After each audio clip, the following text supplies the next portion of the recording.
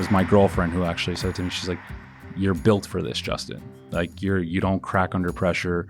When your back's against the wall, you come up with the plans you need to move forward with." And she's like, you continue to move forward. Changemakers. What are changemakers? They are people who seek to overcome adversity, who rise to the challenge, who seek positive change at work, in their communities, and at home. These are the stories of changemakers, and I'm proud to say that Commissionaires Nova Scotia has many of these changemakers, and we're very proud to call them part of our family. We're going to welcome you to the show with a gift. And I'm pleased to present a special gift. I give you this coin as a thank you for coming in today. So thank you for joining me for this conversation today. Tell us a little bit about yourself. I've been in security for 20 years of my life. I've done it all across Canada. I started in Montreal, worked my way out west. I flew across to Europe for 5 years, and I did security out there as well. So once I came back, me and my girlfriend decided to start looking for property, and we decided on Nova Scotia. Joining us today is Justin Tyner. Very glad to have Justin with us today for the podcast. Justin brings over 2 decades of experience in the security world. Since I've known Justin, he's just been a great ambassador, and it's really clear to me, and it'll be clear to you today, that security is in his blood.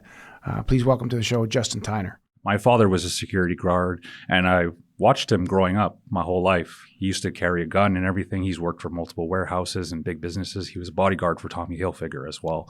In Montreal. So I guess it kind of got programmed into me without it meaning to in some weird way. And here I am now, so as a security guard.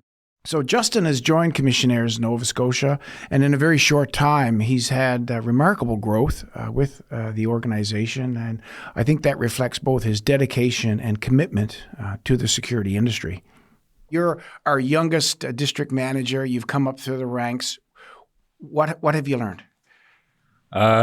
Quite a lot. I've had a lot of good predecessors and mentors within Commissionaires, and I've learned communication is key with your people on the ground. That was a first starting point. Even when I was a site supervisor, I learned to always communicate with my guys and just keep moving forward and always have a plan when you're on the job. And that's just how I've always operated within being in the security field at any point. So when you say always have a plan, is your mindset as, an emerging security leader, alternate routes, branch plans? Are you always thinking about the next thing? How does that work? So technically, yes. I've been through quite a few scenarios while I've been with Commissionaires. I've been part of Fiona. I've been part of oil spills. Wow. I've worked with hazmat, TIR, DOT, which is Department of Transport, community services, etc. So I've kind of seen a lot in my short time being alive, I guess is the best way to put it. So I've always learned going to a site or visiting a site or whatever, anything can happen at any moment, right? So I've always told my site supervisors or my shift supervisors, always have something ready. I'm like, you can have a week of quietness and then all of a sudden it takes one day for everything just to go sideways. So, and your people are always going to be looking to you for a plan. So try to run scenarios past yourself in certain regards. And that could be while you're off work or on work. I'd say do it more on work than off. Don't bring work home with you. But I know that's hard for us sometimes in the field that we're in, right? So turning it off can be kind of difficult in that, right? So we're starting to see a real insight into what makes Justin a change maker. I've always believed through my own personal experience and as a veteran that your true character is revealed in times of adversity. I think that's perhaps best exemplified from Justin's perspective in his role during Hurricane Fiona in 2022, where his experience and leadership really made a lasting impact. So let's hear a little bit about that. When I went through Fiona in general, it taught me something very valuable. I watched the whole province pretty much collapse under itself, under the emergency that we were under. I had people showing up crying for food, gas, looking for a place that they could just be with other people. That's what my site was at the time. And I remember having my 6 guys or 7 guys with me, and they all looked at me. I remember it was the first 5 minutes on shift, and I was the shift supervisor. And they said to me, they're like, "What's the plan, Justin?" And in that moment, that's where it taught me that always try to have a preemptive something, because your people on the ground are the most important at the end of the day, and they're going to look to you at the just for any kind of guidance. So I drew up my game plan with my guys on the ground, and we got through those 3 days. It was long days. First day was 23 hours. The second day was 17. The last one was 14 altogether. So it was just a big chunk of time, but we managed to pull through. I coordinated with maintenance, again, DOT, all those fun guys, and we got through the day, and we survived Fiona, as they call it. So, wow. And I tried to help the general public to the best of my ability as a commissioner, guiding them through the proper places that they could go for gas, food, or any kind of services. So that was again part of the contingency planning that I kind of coalesced within those 3 days, 4 days. Wow. So, well, thank you for your service to Canadians and to the Corps. You definitely, made us proud by doing that. So understanding, of course, that the Cobequid Pass brings its own set of challenges, which clearly you have risen to the top in both leadership and expertise. We can certainly overlay that to the internal parts of the organization. And as we know, many external challenges also bring internal challenges. And our organization, not unlike any other organization, faces internal barriers, if you will, things that are placed in your way that may not necessarily facilitate advancement or success.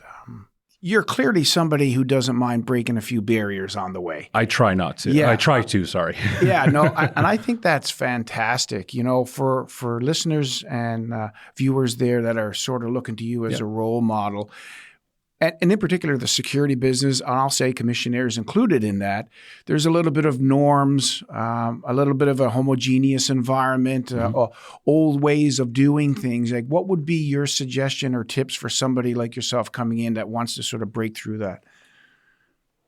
Communicate with your superiors as much as possible. Always push forward for the things you believe in. At the end of the day, will you get pushback? Most definitely. But at the end of the day, if you stand by your beliefs, your laurels, your morals, all that fun stuff, you will continue to move forward. It's just about putting yourself in those uncomfortable positions with the old ideas, with the new ideas. Because I know for myself, when I talk about certain things, I know I'm bringing a lot of new ideas, and it scares people. Change scares people. It's change, yeah. And I've learned that. I've learned that very, very quickly. Change scares a lot of people. But once you get over that initial hump of the change and they start to see those ideas are starting to work, they'll believe in you. But you have to believe in your change and your new ideas as well, because they will see that. They will sense that from you. And why do you think change is such an enemy for us? Why is it such a dragon? I believe in the expression, complacency is the death of a job.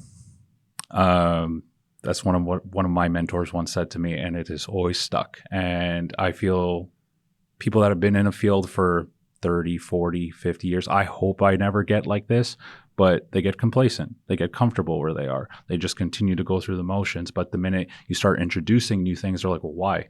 Why are we going to do that? We've never done it that way, or we've done it that way and it didn't work. Okay, why don't we try it again? We have new people, we have new experiences, we have new ideas. Change shouldn't be a scary thing. That, I guess, is what I should say. I'm a living beacon. I've done hundreds of things that have scared me every single day of my life. And again, I always believed if it scared me, it means I'm doing the right thing. So when I moved to Europe, that was a scary thing. I was young. I was 20, 21, with no life experience, but I went out and experienced different cultures, people, lifestyles, food, whatever you want to name. But I did it, and it's made me the person I am today at the end of the day. Love it. We've talked so much. I feel we could go on for another hour. Yep. You've talked about responding to change effectively, that your pre-planning mindset has helped you. But you have also talked about the change that you've implemented as a mentor, what you've learned from your mentors and what you're implementing. I'm very proud of you as CEO. I appreciate that. I enjoyed everything that you said today. So Justin truly embodies bringing your best game to work. I cannot overemphasize how important I find that of value as a CEO, somebody that is a change maker, not only from within and what they do at home and in their social networks, the ability to bring that to work and then exude that to your teammates, I think really sets you apart as a change maker. it has been very evident that Justin has applied that, and I would say exceeded that mantra at Commissionaires Nova Scotia. I've always been thrown into leadership positions, and I never understood why, being younger at the time. You just kind of go through the motions. And then as I got older, it was my girlfriend who actually said to me, she's like, "You're built for this, Justin. Like you don't crack under pressure. When your back's against the wall, you come up with the plans you need to move forward with." And she's like, you continue to move forward. Thank you for listening to this episode of Purpose and Protection, brought to you by Commissionaires Nova Scotia. This show is hosted by Barry Pitcher, CEO of Commissionaires Nova Scotia. Scripting, marketing, and communications by Jill Smith and Renee McLeod of Commissionaires Nova Scotia. Editing and sound design by Connor Sampson and produced by Amina Faubert from Podstarter. Special thanks to our guest, Justin Tyner, and to you, our listeners, for your continued support. This episode was recorded on January 28th, 2025 at Podstarter Studios. Purpose and Protection is recorded and produced in Halifax, Nova Scotia, also known as Chibuktuk. Located in Mi'kma'ki, this ancestral and unceded territory is subject to the peace and friendship treaties signed between the Mi'kmaq nations and the Crown, dating back to 1725. We recognize and respect the ongoing relationship that exists between Indigenous peoples and these lands. We are all treaty people. We extend our heartfelt thanks to the service people and frontline workers who serve and protect our communities every day. Your dedication and sacrifice do not go unnoticed, and we are deeply grateful for all that you do. We look forward to sharing more stories with you next month. Until then, be sure to follow, rate, and share Purpose and Protection wherever you get your podcasts.